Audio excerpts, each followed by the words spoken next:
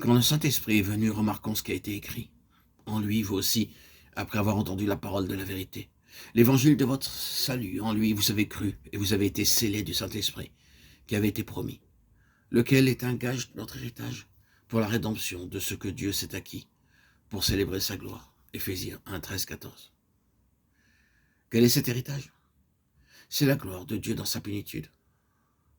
Nous avons lu que la gloire du Seigneur remplissait le tabernacle et le temple. Observons que c'est dans ce lieu que résidait toute la plénitude d'Israël. C'est là que la satisfaction d'Israël devait se trouver, car la gloire était là. C'est de là que tout procédait pour la vie d'Israël. Dans cet endroit où était la gloire, se trouvait l'héritage d'Israël. Maintenant, vous connaissez ce court passage des Éphésiens où l'apôtre prie pour que les croyants aient les yeux de leur cœur éclairés, pour qu'ils puissent connaître parmi d'autres choses.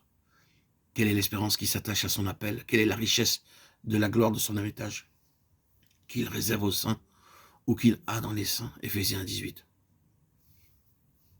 Dans le grec, le mot « saint » est le même mot que celui qui est employé dans la lettre aux Hébreux pour le saint des saints.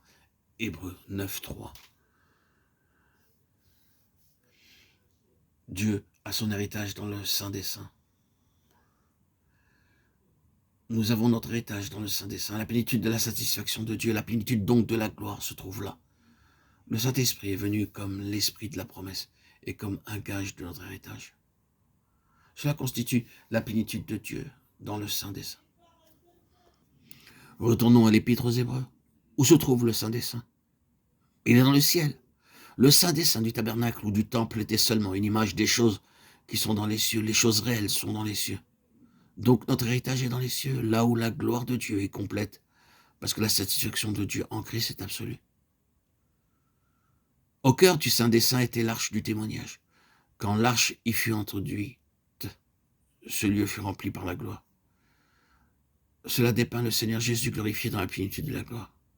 L'Esprit vient en nous, et nous le recevons comme le gage que nous serons là où est le Seigneur Jésus, et avec lui, dans la même gloire, notre héritage et aussi l'héritage de Dieu, car Dieu a sa satisfaction quand il obtient des saints qui sont dans cette position. L'héritage de Dieu, c'est son fils premier-né. Et il obtient cet héritage dans son fils, quand il est dans la gloire.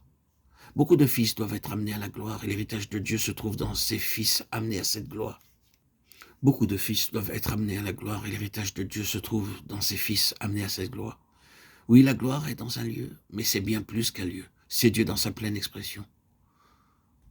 Oh, est-ce qu'il sera possible que vous et moi, nous puissions atteindre le stade où Dieu aura une libre expression de lui-même en nous? C'est cela l'évangile de la gloire. C'est de cet évangile dont nous parlons. L'évangile de la gloire du Dieu satisfait est une merveilleuse chose.